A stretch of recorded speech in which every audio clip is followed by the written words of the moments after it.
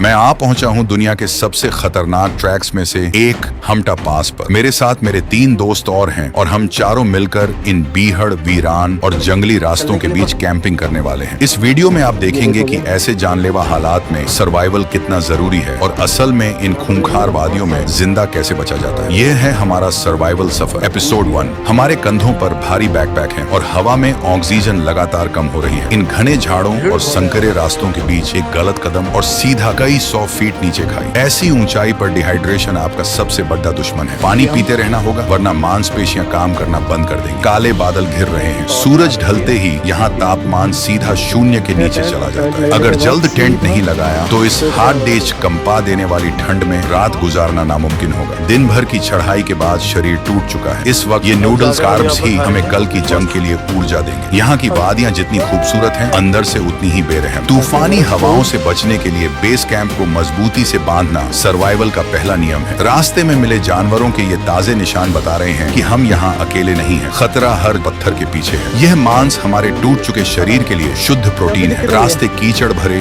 और फिसलन वाले हैं। फिसलने से चोट लगी है, दर्द भयंकर है, लेकिन यहाँ रुकने का मतलब है मौत। प्रकृति हर कदम पर आपके हौसले का इम्तिहान ले रही है, लेकिन हम हार नहीं मानेंगे। हमें बस चलते रहना होगा। ये है स्टार्टिंग हमटा पास की ट्रैकिंग की। यहाँ से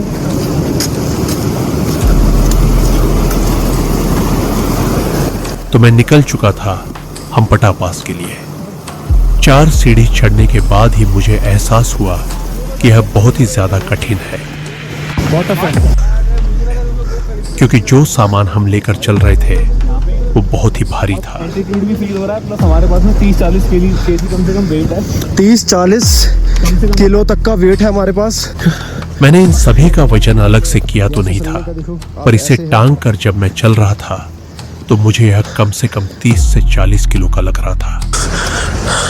बहुत ही ज्यादा रेतीला रास्ता है और भीड़। इतनी भीड़ के बाद हम सीधे पहुंचते हैं सबसे पहले ब्रिज क्रॉसिंग पर। सब लोग मोस्टली गाइड के थ्रू आ रहे हैं। यहाँ के लोगों को इतनी भी बात की समझ नहीं है कि कम से कम इस ब्रिज को आने जाने वाले लोगों के लिए खाली छोड़ दें। आप फोटो इसके किनारे या शुरुआत में खिंचवा लो। खैर, इन सब को छोड़ते हुए हम आगे बढ़े और फिर हमारा सामना हुआ पत्थरीले रास्तों से।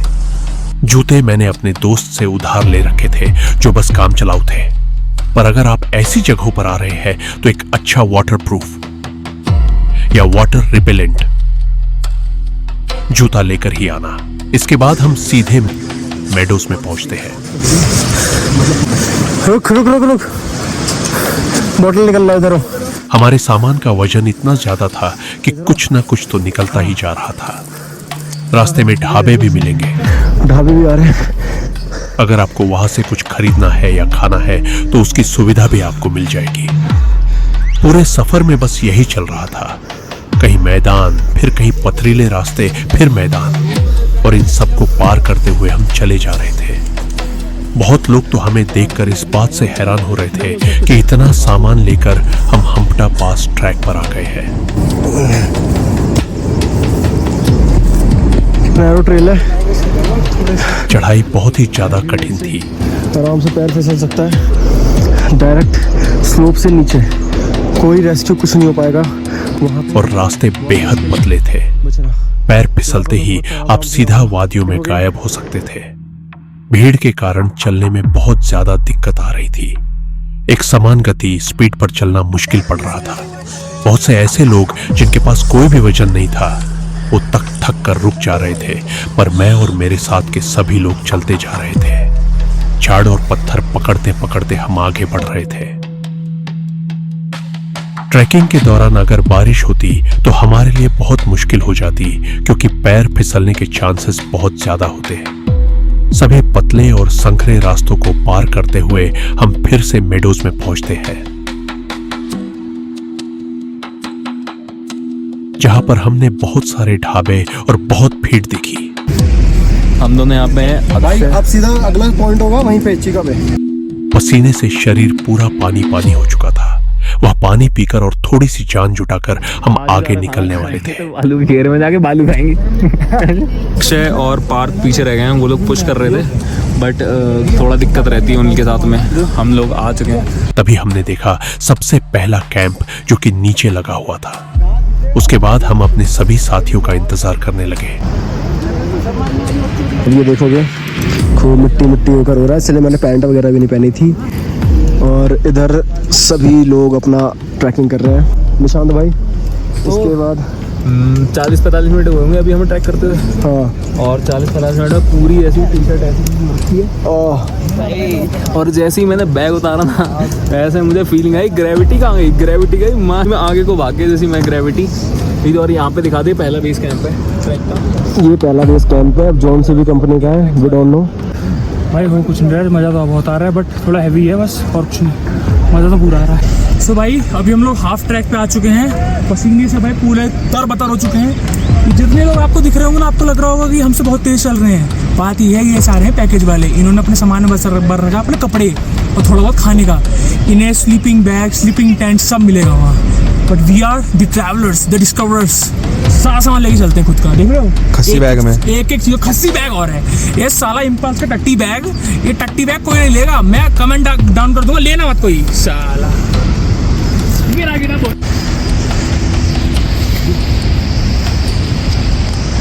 ये आ रहे हैं पीछे से, हम लोग निकल रहे हैं आगे।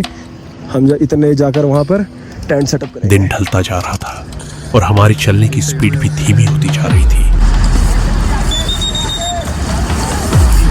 हमें जल्द से जल्द अपना कैंप सेटअप करना था, वरना अंधेरे में बहुत ज्यादा दिक्कत आती। सबसे ज्यादा कठिन था अपने बैग को कैरी करना। अगर मैं अपना बैग झटके से खुद ही टांगूंगा तो वह टूट भी सकता है और सारा सामान बिखर सकता है। इसलिए किसी दूसरे की मदद से बैग को टांगना ही सबसे अक्लमंदी की बात होती है। थोड़े से सफर में ही पूरा शरीर टूट सा गया था।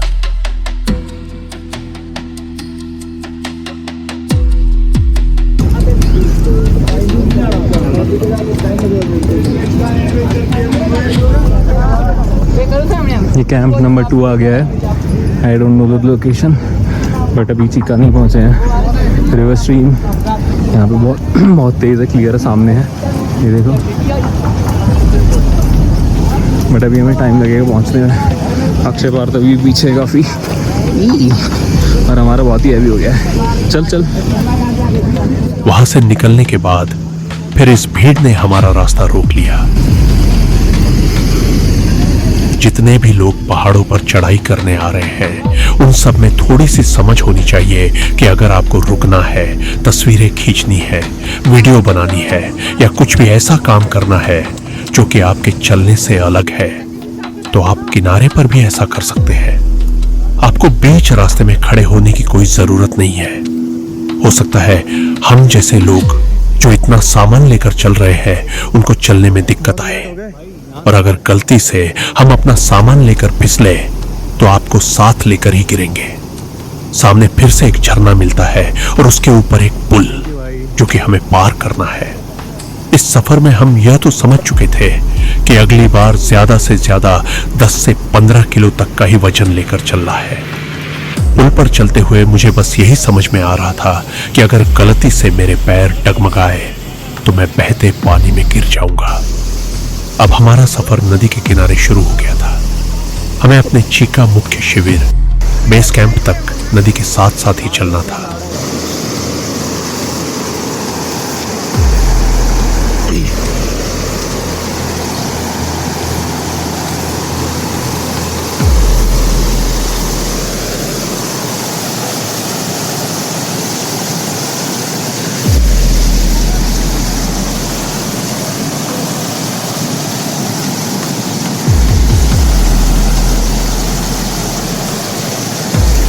वाली रिवर है, मतलब स्ट्रीम, बहुत ही क्लियर वाटर।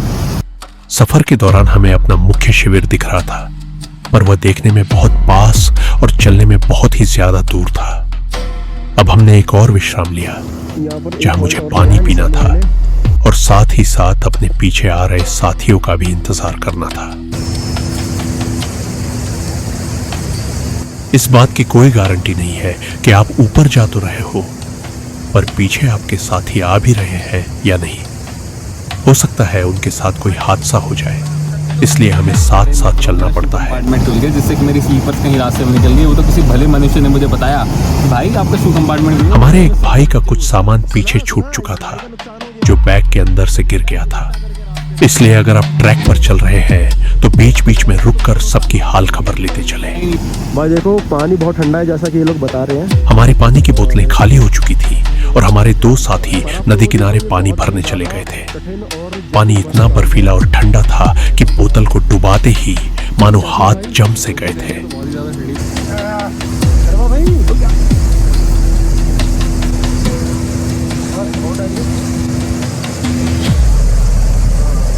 फिर से हम दोनों आगे निकल चुके थे और अपने दो साथियों को पीछे छोड़ दिया था। वो लोग आराम से आ जाएंगे। इन पत्थरीले रास्तों पर चढ़ते हुए हम आगे बढ़ रहे थे और हर पत्थर पर कुछ निशान दिख रहे थे कि हमें किस तरफ बढ़ना है। पूरे रास्ते में गधे और खच्चरों का गोबर पड़ा हुआ था और कुछ टेंट भी दिख रहे थे। देखा जाए तो आप पूरे रास्ते में कहीं भी टेंट लगा सकते हो, पर एक अच्छा स्पॉट ढूंढना सबसे ज्यादा मुश्किल होता है।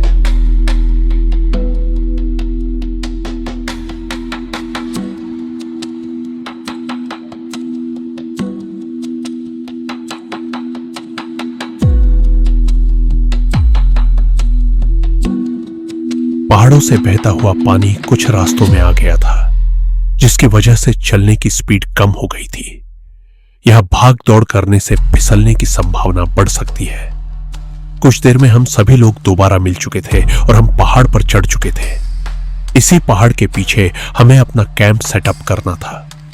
साथ ही सफर में हमें अपना बेस कैंप दिख रहा था, पर वो देखने में बहुत पास और चलने में बहुत ही ज्यादा दूर था। अब हमने एक और ब्रेक लिया जहां मुझे पानी पीना था और साथ ही अपने पीछे आ रहे साथियों का इंतजार भी करना था। उसके बाद हम हमपटा पास के बेस कैंप चीका पहुंच गए। शुरुआती जगह जहां पर सभी के टेंट लगे हुए थे, हमने भी अपना टेंट वहीं लगाने का फैसला किया क्योंकि हमारे अंदर आगे बढ़ने की और शक्ति नहीं बची थी और अंधेरा भी हो चुका था।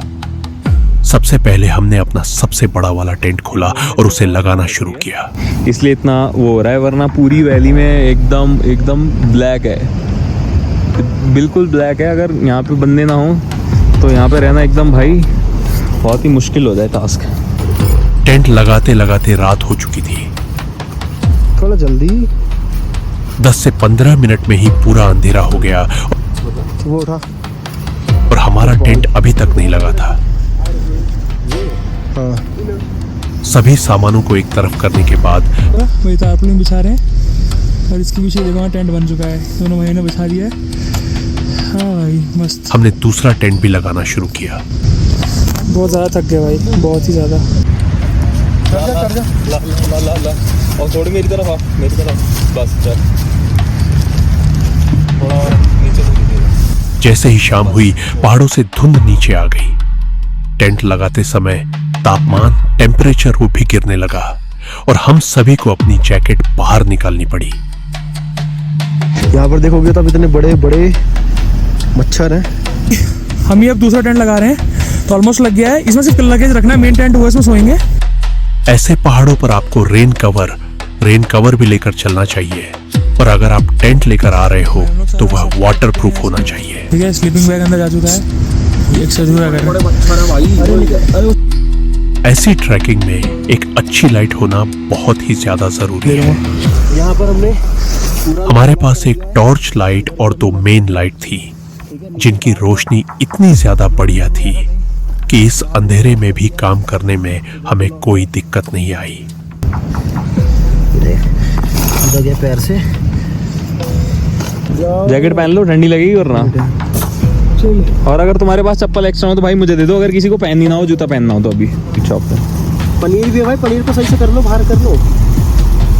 तुम लोग को पनीर अभी खाना है, ये बताओ पहले। हाँ भाई खा रहे हैं। हाँ पनीर खाना है ना। ये है ढलान पे पूरा एरिया, तो हम यहाँ से पत्थर उठाकर लेके जा रहे हैं ताकि हमारा स्टोव सब कुछ एक फिक्स एरिया में रहे, ढलान से नीचे न गिरे। और 2 पत्थर लाने बस, और 2-3 पत्थर लेकर आते हैं।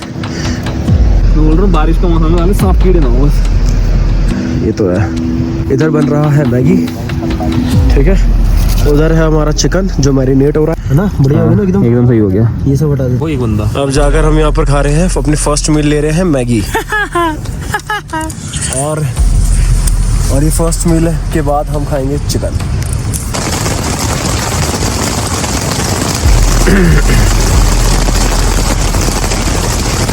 भाई दही के कबाब बना रखे भाई।